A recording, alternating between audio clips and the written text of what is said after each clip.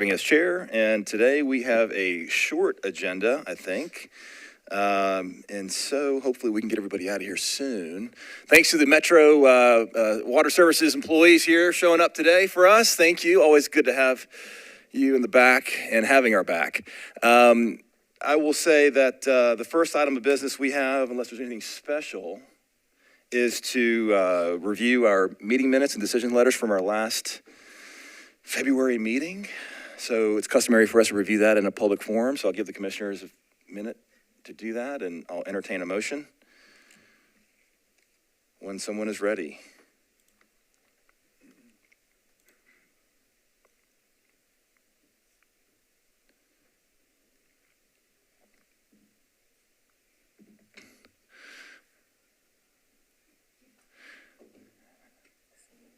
And while that, yes, Mr. Hunt. Oh, good morning. What's the occasion today for us to have a little larger audience for Metro Water Services while we're waiting for a motion? I think we have some folks in doing a little bit of cross-training today. Great. Excellent. Welcome that, and would love more of it.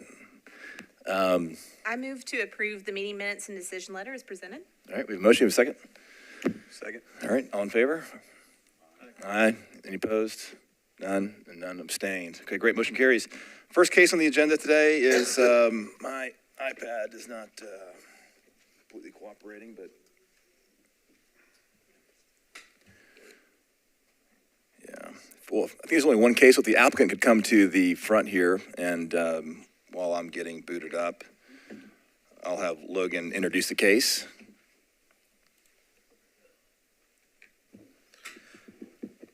Opening statement to the applicant. If you are not satisfied with the decision made by the Stormwater Management Commission, you may appeal the decision by filing for a writ of certiorari with the Davidson County Chancery or Circuit Court. Your appeal must be filed within 60 days of the date of the Commission's decision. You are advised to seek the independent advice of legal counsel to ensure that your appeal is filed in a timely manner and that all procedural requirements have been satisfied.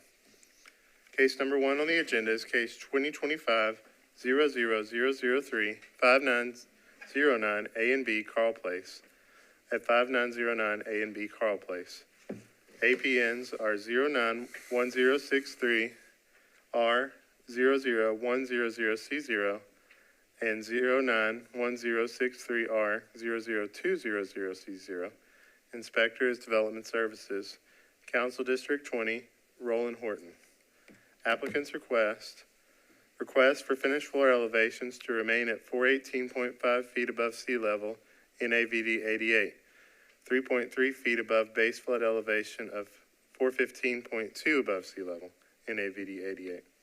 Appellant is Jordan Lee, JCL Construction, represented by John Hood, RLS.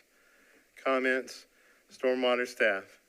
Staff does not support the requested variance. Prior to the issuance of any building permit, the contractor was supplied the floodplain requirements indicating the required elevations and floodplain criteria. If the variance is granted, this site will be designated by FEMA as a non-compliant with Metro's floodplain management requirements. Codes, no comment provided. Planning, no comment provided. Greenways is not requesting a greenway or greenway easement. Thank you. I'll give you a little rundown of how this will go down, and then let you present your case. So essentially, you'll have 10 minutes to present. I won't count the introductions against you, so I'd like for both of you to introduce yourself, and then we'll close the presentation after 10 minutes. I'll open it up for a public hearing. Anyone here to speak in favor of or against will come to the podium, and I'll give them 2 minutes to speak, and then we'll close public hearing, and we'll deliberate and probably have some questions back and forth to you. And so with that, I'll let you make your introductions and start your clock after that happens. I'm Jordan Lee, JCL Construction. This is John Hood. My name is Jordan Lee, owner of JCL Construction. In early July 2023, I pulled a permit to construct an attached two-family development. A portion of the property is located in a FEMA-designated special flood hazard area. As part of the permit process, I executed the development of structures in the floodplain form. I'm an experienced contractor, but this was my first project located within a FEMA-designated special flood hazard area. I relied on a licensed land surveyor to establish the minimum floor elevation at the site and proceeded with the build. I failed to comply with items 3 and 4 of the development of structures in the floodplain form, which states, item number 3, after the first floor has been established, the licensed surveyor shall survey the finished floor elevation to verify that the finished floor elevation indeed meets the minimum of 4 feet above the base flood elevation.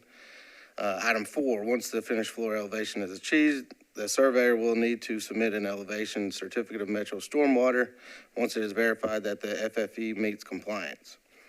While trying to get the UNO for the property post-construction, I submitted an elevation certificate, and it was determined that the first floor elevation was 0.7 feet below the minimum required floor elevation, and that we were not in compliance with items 5 and 6 on the development of structures in the floodplain form, which states, item number 5, no basements are allowed in the floodplain, including subgrade crawl spaces. Crawl spaces must be no lower than the ground level grade of the exterior of the structure. Item 6, approved flood openings will need to be installed, constructed within 1 feet of the adjacent grade.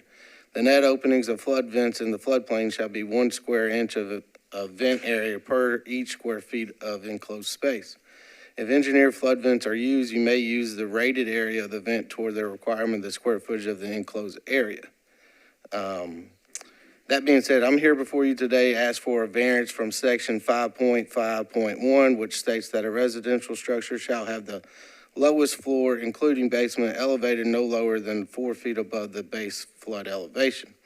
I have upgraded the flood openings in item 6 to engineered flood vents and will be able to be in compliance with item 5 after some additional site work. Item 7 on the development of structures in the floodplain form states that all electrical components, machinery, HVAC, ductwork shall be 1 feet.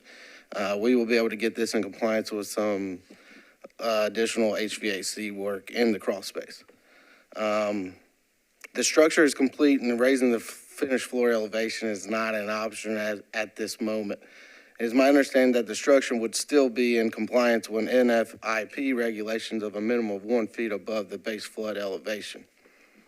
Going off topic here, I got 11 years of experience in construction, and I've never came to a point where I've had something mess up. I will say this is a screw up on my part, but I also relied on a stake that I should have verified, but also didn't raise red flags when I was on site, comparing it to my neighbor's house that was built 3 or 4 years before me. Just from the eye view, it looks similar to their finished floor elevation. So with that being said, I am here to ask for a variance to leave the finished floor elevation as it is and to do whatever is possible to correct line items 7 for this. Thank you. Okay, you've got about 6 minutes left. Is there anything else you'd like to add, or? No, we'll reserve. Okay. I think there was a packet with this as well. Was there a presentation, or I saw the design drawings and things? Yeah, there was a packet. I've got that development in the floodplain form. Might be helpful just so we can walk the commissioners through that while you have a little time left, so we have a better familiarity. We've all reviewed your packet before this meeting, but going through the design would be helpful, if you don't mind. To go through line items 1 through 8? No, on your drawings and the location of the floodplain, the 100-year, the 500-year. This one's the original set of plans they turned in. They have an as-built drawing too, I think. Okay. That was pre-construction. That was pre-construction, yeah. But there's some more pages to that set of plans, I think, that showed the proposed development.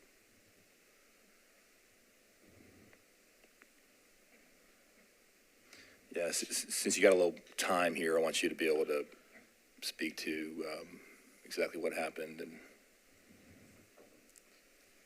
unless it was something as simple as, guys, it's one course of block that we left off, and that's about 7 test, Well, is it what it was- sounds like to me. Yeah, yes, sir, Okay. that's correct, If yeah. it's as so simple as that's- that, then- It's not, well, we was given a stake with a point on it, on where to take it, and that's what we did. Yeah, okay. If we, one course of block, it wasn't done on purpose, I can tell you that, because one course of block on that would have been maybe $1,000 to do. So, Okay. Well, I'll close the presentation if there's nothing else then, and I'll open it up for public comment. Is there anybody here to speak in favor or against? Okay. Logan, have we received any letters of support or opposition? No, we did not receive anything on this case. Okay. All right, I'll close public hearing and open it up for conversation. I do want to clarify, just for the commissioners, just to kick it off, to go back, Mike, I'm sorry to make you jump back and forth, but the development of structures in the floodplain checklist, there were more items that were out of compliance that the applicant had noted that they were going to correct, and that was the mechanical equipment. Yes, the Yes, sir. mechanical equipment, they currently have a subgrade crawl space, which FEMA doesn't allow, and then originally the openings were non-engineered and didn't meet the requirements, but they're being switched out. So we believe that all those other items will be in compliance after some modification. Okay. And then anything from staff that we should consider before we deliberate? I know you've worked with the applicant quite a bit on this. Mr. Lindsay? Yeah, I just want to say that this is just astounding to me. And because it was a significant construction. I mean, those are nice looking buildings. You cited a FEMA requirement that you met, the 1 foot above. Well, that doesn't apply here because we have an ordinance that establishes that 4 foot freeboard requirement. It's been in place since 1979. Every residential property in the floodplain, and in the floodplain means totally in the floodplain or touching the floodplain. And yours clearly apply in that case. And so when FEMA comes to town every 4 years and we begin to assess all of the different projects that have been constructed, they look at these elevation certificates. And actually, the elevation certificates are fed through a scanning program, and it red flags the errors, the construction errors, the mistakes. And this will be a first big red flag that comes up. And then FEMA looks at me and says, why did you approve this? And from my perspective, it's just kind of untenable. I mean, it's something that would have been easy enough to do right to start with, rather than, and I don't know what if we've got an issue or a problem with whether we should question developers when they walk in our office and say, now, have you ever, because you signed a form that acknowledged all these elevations and things like that. So you knew going in that there were requirements to build certain elevations. And so what I don't want to happen is for me to be in a position with FEMA to be just simply not applying my ordinance, because that's just a, it's just not something we do. So I think that's all I got. Okay. Are both structures sold now? Is that? no, sir. Is one structure sold? It was, but I think it's been bought back. Okay. Because there's not a U&O on either side. Correct. Okay. So, okay. And both structures at the same finished floor elevation? Yes, sir. Okay. Yeah, they're attached. So they're, yes, sir. Can I ask really quickly about just procedural history? Is it because we don't have a UNO, which is why there isn't like an adverse decision from the director? Because at this point, there's no UNO, so that's why we're coming for the variance request. Does that make sense? So it's out of compliance right now.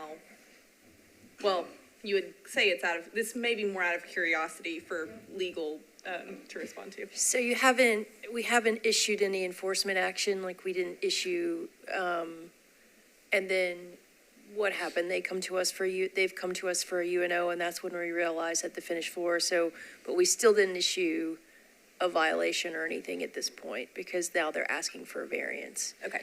I think that's how we got there. I was just, as I was thinking through this, just wanted to understand that procedural history. Yeah, I typically, if there's an opportunity for variance, then I don't think we typically, and they're willing to get a variance, we don't always send out enforcement action. I think it depends. There are some instances where that we don't grant a variance, so we go ahead and issue the letter. We have one right now where we go ahead and issue the violation, and that's what triggers them coming here. So we try to play it by how it's gonna, come to the board. Yeah, I might just add, the UNO is the catch on these type of situations, and would be until such time as either they brought the building into compliance or they got a variance from our regulations.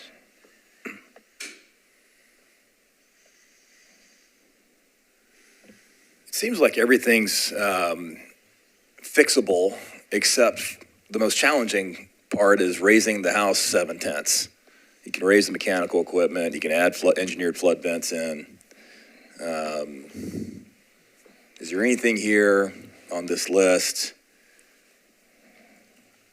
that you think is as challenging as raising the house 7/10? As challenging? No, sir. No, sir. And to be clear, we're just asking there's only a variance request for, item 3.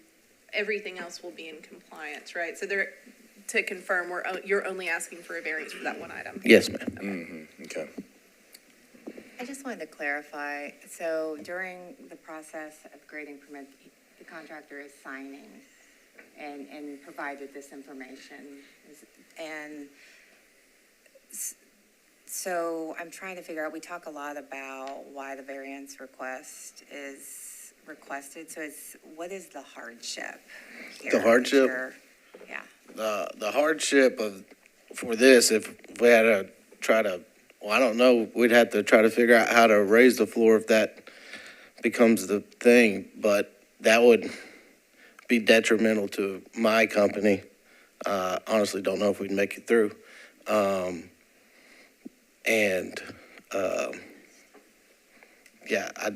The hardship for that is just, I haven't gotten a cost on it, because I don't even know if it's possible because they're connected together. Okay, so I think I kind of feel like we circle around this. It is a financial hardship, but the requirements were there in the beginning. We say that financial hardships are not a reason for a variance to be granted. I've heard that since joining this board repeatedly. And these requirements, I'm very sympathetic, but these requirements have been around since the 70s, and I'm just not sure I see that there's a lot of room for approval.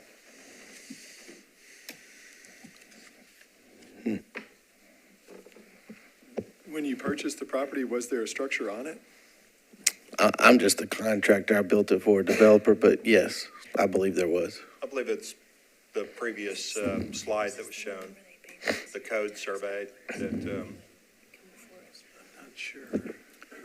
Does the surveyor you use, don't they have some liability in this? well, Errors and here's omissions what, insurance? and it wasn't me, but I believe based on an analysis of the elevation certificate that was in place when I was engaged, I believe that the previous surveyor used the 2001 flood maps, which showed a base flood elevation of somewhere in the neighborhood of 414.2, as opposed to the 2017 maps, which at that spot, have it at 415.2. So just looking at how the previous certificate was filled out, I believe they just used the wrong out-of-date flood map to, and then set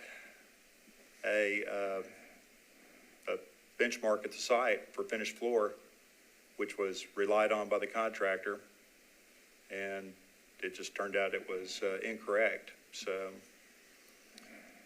as far as what happened, that's what I think happened, is they used the out-of-date, they used the 2001 flood maps for their base flood elevation, and it says so on his elevation certificate.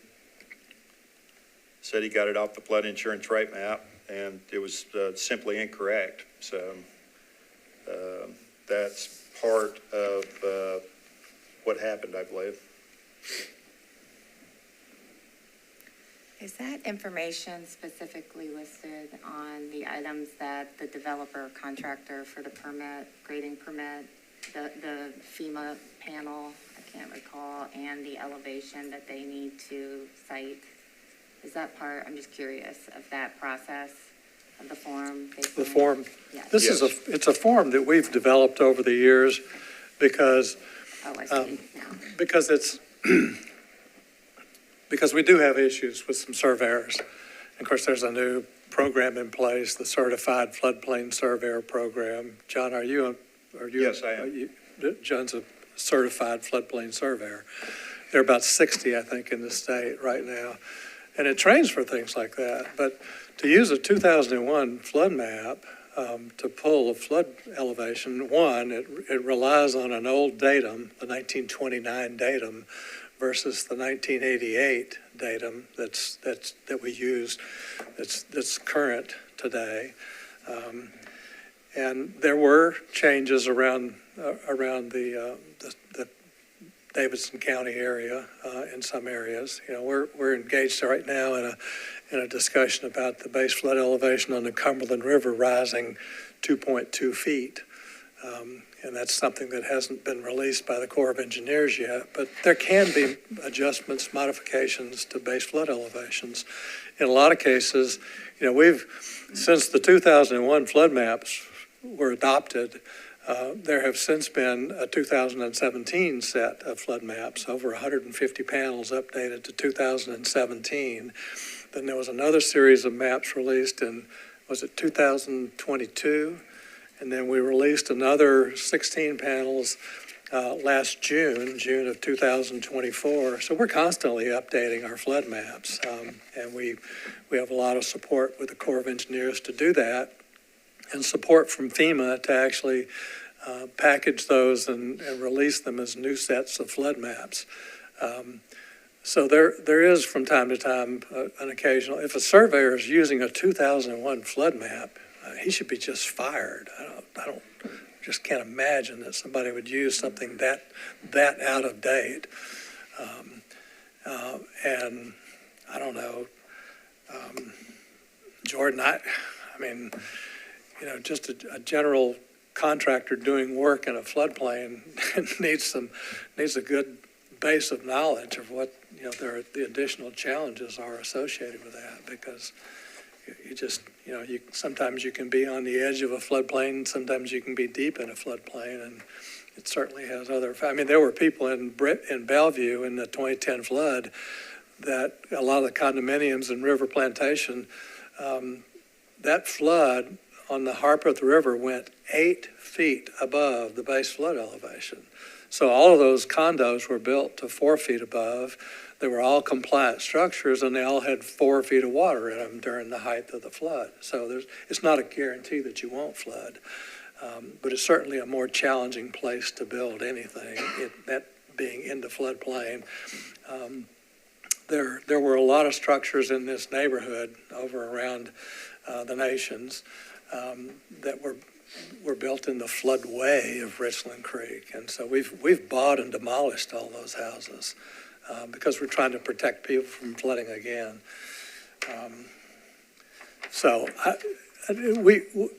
Because there's such this differentiation, I don't know the word I'm looking for. When a surveyor pulls a base flood elevation, I always check those. Logan always checks those. I have pulled and reviewed, because I review much of what comes in, probably 1,000 elevation certificates. And I'm as good as John Hood at pulling a base flood elevation. I can get a good, accurate base flood elevation by scrolling through maps and looking at cross sections and things like that. So I always check a base flood elevation because sometimes the surveyor just screws it up. And so because there were differences sometimes by some surveyors, we began this process of saying, okay, we'll pull our own base flood elevation, a good, accurate base flood elevation, and we'll add 4 feet to it, and we'll fill out the blank in the form and say, okay, in order to meet our 4-foot requirement, you've got to build your finished floor elevation at 419.2 feet.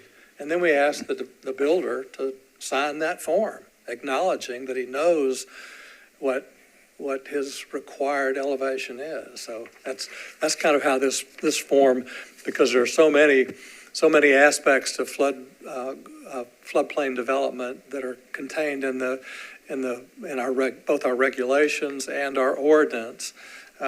We felt like the best approach is to just delineate what all those requirements are and ask you to sign them, saying, okay, I understand what the requirements are for building in a floodplain. And that's how this form came to be. So if I'm understanding the history correct, we hired a surveyor who came out, sounds like used the wrong flood map. However, at or around the same time contemporaneously, we had this form filled out that actually outlined the base flood elevation and your final flood elevation. Is that correct? Correct. Okay. And then after the slab was poured, I think you said it was another potential mistake. Yeah, we've been using this for a good while. Yeah, the surveyor puts a stake in the ground that says 1 foot. It doesn't have a number. Right. Typically, it just says add a foot, add 1/2 feet. And so that's the tricky part, is knowing that aligns with the form. Okay, but the surveyor generally doesn't provide any written documentation of what they're doing, just the stake. The form says to submit the elevation certificate prior to going vertical. Which is, I think, where I was going with that second part. So we missed that. And then after we poured it, we never went back to survey to make sure that it met the required elevation. Is that accurate? That's correct. Well, it's not a slab, it's a crawl space. So we pour the footers, they come out, stake it, tell us how high we need to take our foundation block in order to meet the correct, finished floor elevation. Okay. When was the first time that you checked the finished floor elevation? The finished floor elevation? I would say we put the block to where he told us to do it, and then we didn't have him come do the letter until then. Until when? Until the end. Until the end, okay. Yeah. And so if it's raised up to the correct elevation, it would be in compliance. Is that right? Yep. I mean, there's nothing else that would need to take place if it was raised up to that elevation. I mean, they still have to be in compliance with the mechanical and. Right, everything, yeah. Am I hearing correctly that delta is 0.7 feet too? I know it's not our job to say how that is, but for my feeble mind, outside of, I'm sure this isn't the first time this has happened, right? So are there things that people have done in the past that would help him get to that 0.7? I mean, outside of again, jacking the house up, he could come in and build 0.7. I'm just curious if you've seen any things that help meet that 0.7 delta. Yeah. I don't know, outside of any idea. I mean, does that have to be jacked up? You come in and build a new subfloor, and I don't know what the ceiling height is. If it is 9, maybe go to 8. I'm just trying to again, I'm not trying to solve the problem, but if there's any, thing you've seen that was actually, now that the structure is existing, outside of tearing it down or jacking it up, how do you meet that finished floor? I mean, is it Yeah. flooring you add on top that is then, what is that? I know on a commercial basis, you can flood-proof openings, but that's if the perimeter is block or waterproofed. In this case, if it's wood, it's all, everything below is gonna be ruined if it floods, so it's. Yeah, and It while might we, be compliant, but Yeah. it isn't gonna help anything. So it's essentially that block crawl space needs to exist at that finish. Yeah, That's where I've always been curious about the 4 feet thing, and I'm thinking that it's probably because you got 14 inches of floor joists, and then you've got mechanical equipment, and you got like that. If you just did 1 foot, you're gonna be out of compliance with everything else. So I'm guessing that's the reasoning in the 70s. I mean, I don't know if anybody currently at Metro was here 50 years ago during that decision, but I'm thinking it was just to provide buffers to fit it all in and still be compliant. yeah, and we're not even really sure. That was part of the original ordinance that was passed in 1979. That was the first floodplain ordinance, and they set it at 4 feet. And what was it based on? It may have keyed on like the 1975 flood that we had here. That was pretty catastrophic. It's as high as any city in the country. There are a lot of cities. In some cases, they're in coastal areas and things like that. We are, quite frankly, we are admired across the country. I have people, because I participate regularly in national floodplain conferences, and people constantly ask me questions about how Nashville managed to pass a 4-foot freeboard requirement. There are other cities in Middle Tennessee. There are several cities with 3-foot freeboards. There is a move afoot in FEMA to actually shift everything to at least a minimum of a 2-foot freeboard, because it just quite honestly provides a higher level of protection. And again, there's no guarantee that, when you look at, again, Bellevue and a flood that went 8 feet above base flood, it didn't seem to matter. So we have had a case not too long ago where we had, I think he was a retired colonel in the Army who hired a builder to build a house for him up in North Nashville, and his builder busted his finished floor elevation as well. And they sought a variance too on that, Logan. That variance passed. All right. Yeah, that's correct. Can I ask a different way? So if the variance does not pass, I guess I'm just trying, who defines what that finished floor? I just want to make sure that this gentleman knows then what exactly, because it's an existing structure. I mean, does he tear it down? Does he jack it up? What is that, that 0.7? And maybe that's a question for the surveyor. When you go out to provide that certificate, now what? And I don't know if that's our responsibility to define that. Is that codes? Is that yours? We've had a lot of experience with structures being elevated here, because structures that are substantially damaged by a disaster, but whether it be a flood or a forest fire or a tornado, whatever, the same rules apply. And if you're more than 50% damaged, then you're required to bring it into full compliance. So we've had any number of houses that have been elevated. There are a couple of contractors that do elevate structures. We've just gotten through with a big round of those over on 7 Mile Creek from the event we had back in 2021 or 2. We had quite a number of structures over along 7 Mile Creek that ultimately elevated. In some cases, they elevate enough to actually put a storage level, parking level underneath the house. And so it's not uncommon to elevate a house as much as 8 or 10 feet. We've had quite a number of cases of that in the recent flood events. We also have a case where over on Temple Road, a lady bought a house that had been sitting vacant for 11 years, and she wanted relief from about 1 foot. She was a foot short of meeting the 4-foot freeboard requirement, and this commission elected. My recommendation was disapproval because it didn't meet our requirements, and this commission agreed with that recommendation and did not grant a variance to give her the foot. That house is in the process of being kind of reconstructed now, and it's a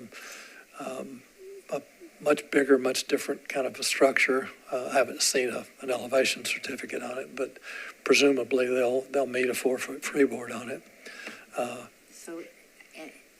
And it has a full floor of parking underneath, which is permissible. FEMA allows you, if you elevate a structure enough, you can do several things. You can use it for parking, you can use it for storage, and you can use it for ingress, egress. You can use it as a base for a stairwell to the first living level, 1 floor up. So those are the FEMA criteria. So we've had cases where we've granted maybe one variance. We've had at least a case where we did not grant a variance. Throw a couple nuggets out there for the commissioners to consider. Roger, I need your help with the first one. So the FEMA requirement above base flood elevation for commercial structures is 1 foot, correct? Yeah. And the residential is also 1 foot per FEMA, but there's a metro requirement to take it to 4. 4 feet for residential, 1 foot for commercial. So would Metro get penalized by FEMA?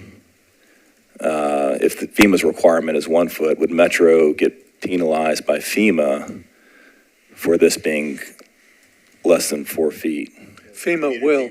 FEMA will. System, I'm sorry? would the community rating system actually take a hit? Yeah, the CRS, the community rating system, FEMA, in spite of of their regs, FEMA also holds us to enforce our ordinance, and they will gig us for failure to enforce our ordinance if that potential exists. But that's the nuance I want to clarify, because where I'm headed with this is whose risk is it? So if a Metro ordinance is not enforced, but it still meets a FEMA requirement, that is a penalty to Metro from FEMA and part of the. It'll show up on a violation list, a national violation list. There are a couple of things that we've been kind of working through in recent years to correct some issues with FEMA. As astounding as it may be to hear, we have not been perfect over time. I would just say, though, that we are following the ordinance, which allows for a variance request, which is what we're here. So I don't think it would necessarily be a violation of the ordinance, because I think the ordinance grants people the ability to come to this commission to request a variance, which is what we're here to do today. Does the property, do they have to have flood insurance because of the finished floor elevation, or do they have to have flood insurance because the floodplain touches the property? The general rule would be that by a mortgage company that's administering a federally backed mortgage would be that you have to have flood insurance. What I've been trying to think about is, punishment versus crime, and I know we don't really consider financial implications, but surely there's a decrease in, monetarily when the buyers know that they have an increased flood insurance. From a rating perspective. Yeah, and then, but that versus, I don't know the cost to jack up a house. I don't know if it's 10 grand or 100 grand or $1 million. I have no idea. And, it might be cheaper to jack up the house, or it might not, or, the one with the Colonel was interesting because the builder was trying to run and that it was a personal house, and that guy spent his life savings and he was in a horrible spot. This one's a little bit different because it's an investor-backed deal, but it's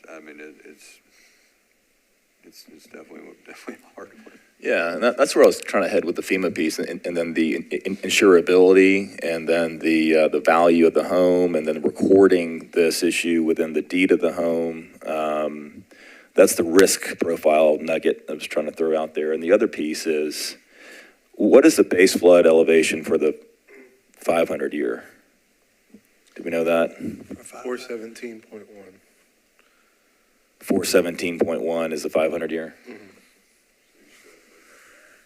So you're still a foot above the 500 year. Yeah, 1.4 feet or so. It may be just again, to chew on, and I don't want to sound like I'm heartless because I'm very sympathetic, but I also wonder about the precedents things like these decisions set. And again, you're signing a form, there's a specific requirement, there's an elevation. You grant a variance based on not checking, then what does that mean for future? That's right. There's some nuances. So, understanding that we're a foot above the 500 year base flood, working towards maybe something related to the deed and the insurability from FEMA. Are all Yeah, and I don't think additive insurability pieces to how is a we huge handle issue. this. Because they're all unique. I mean, depending on where it is in the floodplain, what is the relationship to the 500 year? How far above the 500 year are we? Every case is going to be different with those variables. And that's what our duty here is on the commission, is to look at all those aspects and create a path forward. So. One thing that was discussed earlier that I'm trying to understand is the hardship. And is a mistake a hardship? Necessarily based on how we review and grant variances. And that's the pre versus post conversation. I don't know if legal has any color on that, but a lot of times we're granting variances or disapproving them before shovel breaks ground. And hardship in that case is not a financial piece, but post is, I'm saying it's not necessarily different, but I don't know if there's any. Yeah. I think that the advice that I've given this commission has been clear. I know we referenced a case. I don't want to sound like a broken record, but it's really, though I know it seems the emotional response that it should be financial, it's really not, based on the guidance we've been given.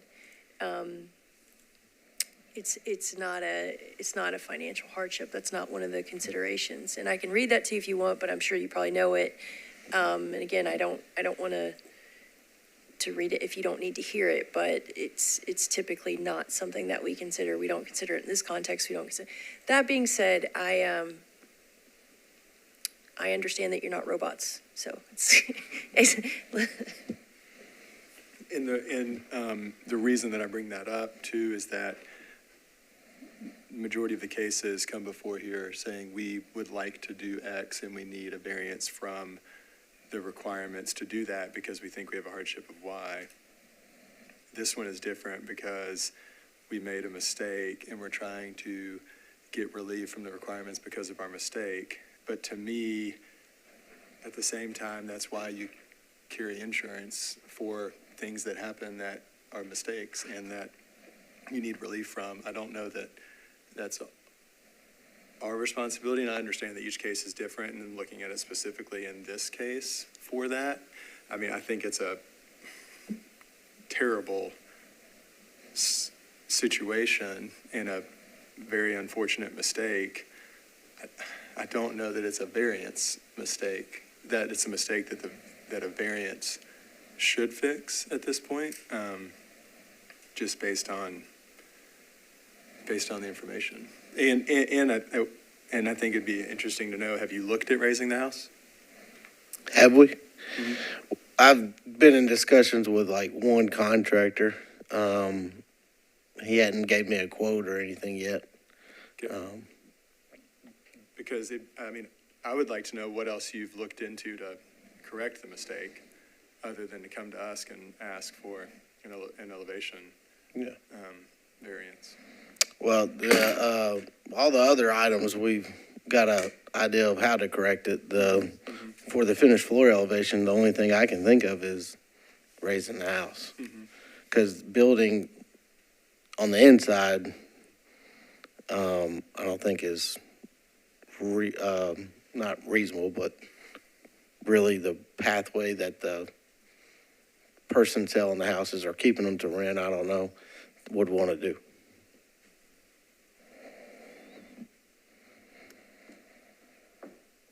I feel like we've had robust conversation. I'm going to go ahead and make a motion. I do not take any joy in this at all, but my motion is to deny the variance request based on the conversation that we have had today. I don't believe there's exceptional hardship based off of the guidance that we've received from the Tennessee Court of Appeals, which is why my motion is to deny the variance request. All right, we have a motion. Is there a second to that motion? I second it. All right, any discussion?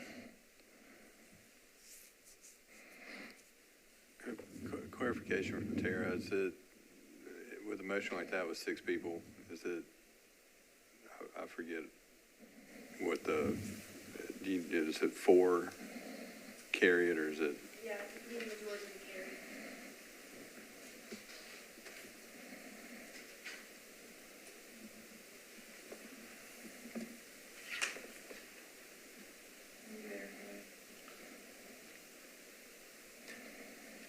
And then with the motion and with the potential denial, what is the next step for? I think you need 4 to carry it the other way too, so But I'm saying if it proceeded, you're stuck. yeah, go ahead. Answer the question. Unless there's some conditions. Yeah, sorry. Yeah. Go ahead. Oh, no, I was just gonna, I was just gonna, I see you count on. Keep going, I'm sorry. No, and my question was more of that they came before us to seek a variance. They don't have a building permit. They either have to correct that or the structure has to go away, I assume, correct? Is the answer, because it can't stay in there at the elevation without a variance or. Yeah, what we would do after this, if you guys did not grant the variance, is that we would meet internally and have conversations internally and then speak to the builder, but typically we would never issue the UNO or a temporary UNO, so it couldn't be occupied. So, are we gonna issue it? I think that kind of gets you where you need to go, right? Like, we would never issue a UNO without a variance in this situation, right? I mean, it's just not something we would do. So without a UNO, they can't occupy, and so it really is just gonna sit there. I would like to know more about the feasibility of raising the house. And they have not gotten a budget. They have not confirmed that they can or can't do it. And so I think that I would be inclined to defer them rather than deny them. And, houses get moved, like cities. I mean, I would think it could happen, but my fear is in the event that contractor who specializes in that has, for some reason, says it can't happen, and then we're stuck with 2 vacant houses. That is a punishment that doesn't fit the crime in my mind. But if it's, if the cost of increased flood insurance might be more over a 5-year period than the cost of jacking up the houses. I mean, And the cost of waiting to figure out what a potential solution is to occupy the house. There's a lot of money invested in time. I know that we're not trying to defer. We're trying to avoid deferrals, but at the same time, I feel like that's a critical piece of information before we drop a denial. Well, you would need a majority, to Right. confirm, so So you would need for it to pass. Okay.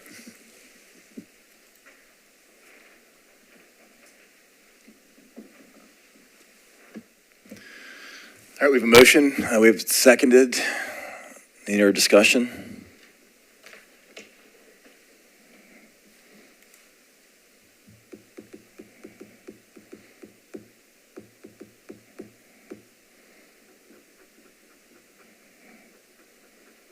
Okay, I'll call a vote. All in favor, say aye. We've got 2 ayes, is that right?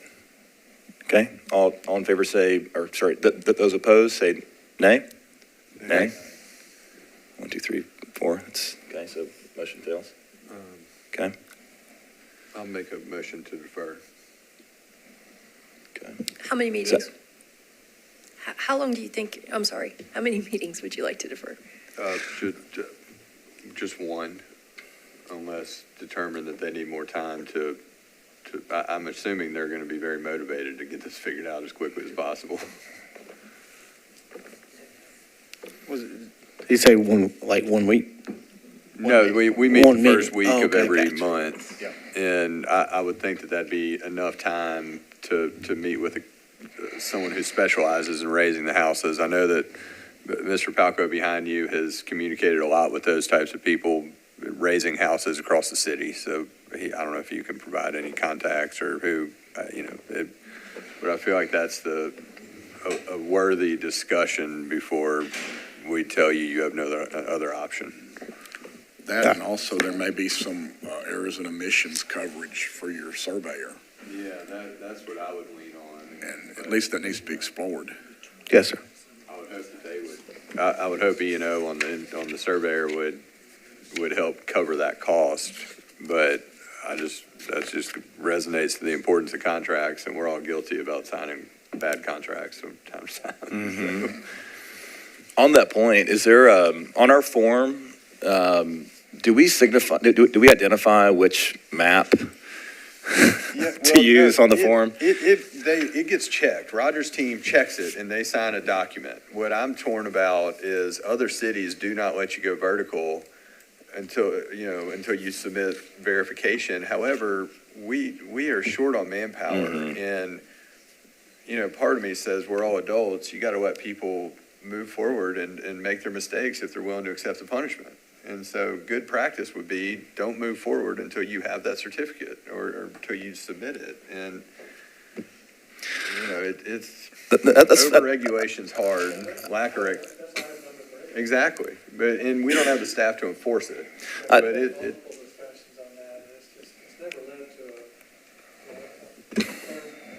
I'm sorry.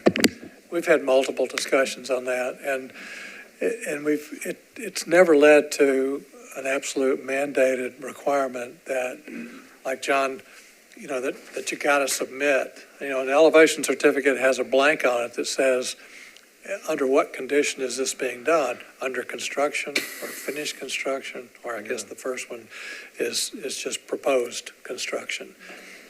In which case, we would agree that, with what the base flood elevation is and what the final finished floor needs to be.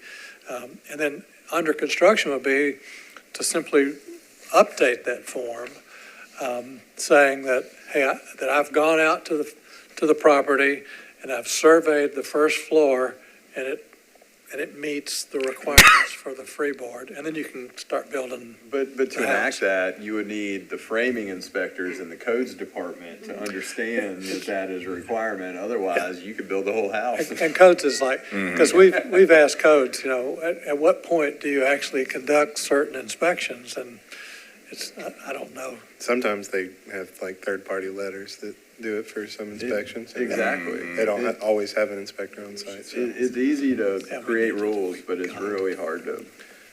We've discussed it for years. We all understand it's an issue. I think one thing I might add, one of the issues with municipal regulations and requirements, they're obviously, you have to set them. You can take any number of measures to try to make them clear and do everything you can for them to meet those. It's just impossible to deal with human error. And unfortunately, that's something we're left with dealing with from time to time, thankfully not very often. But it is something that I think we're cognizant of. We're always talking internally about our forms and how we can make them more proactive to people to help them steer clear of these type of really unfortunate situations. Did this area flood in 2010?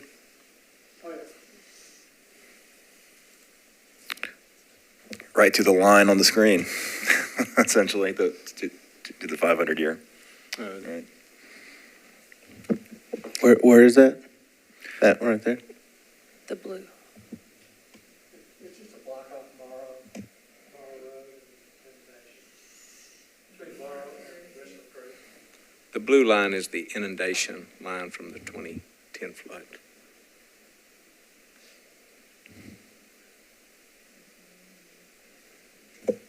Okay. You okay with the deferral? Yes, Wait, sir. You got a motion? You got Oh, I'm people sorry. voted. Yep. Okay, well, I was also asking if he's okay with it. Or if he wants another motion. All right, we have a motion for deferral. Is there a second? Okay. Seconded by both Mr. Lewis and Mr. Oliver. All in favor, say aye. Aye. Any opposed? Oh, sorry, I forgot to say any discussion, but yeah, okay. All right, opposed? One opposed? Okay, all right. And motion carries for deferral. We'll see you in a month. All right, thank you. Thank you. Thanks. All right. Logan, was that our last item of business? Yes, Anything else we need to discuss? I don't think so, unless you guys have anything. Great. I'll entertain a motion to adjourn. So moved. All right. Thank you, everybody.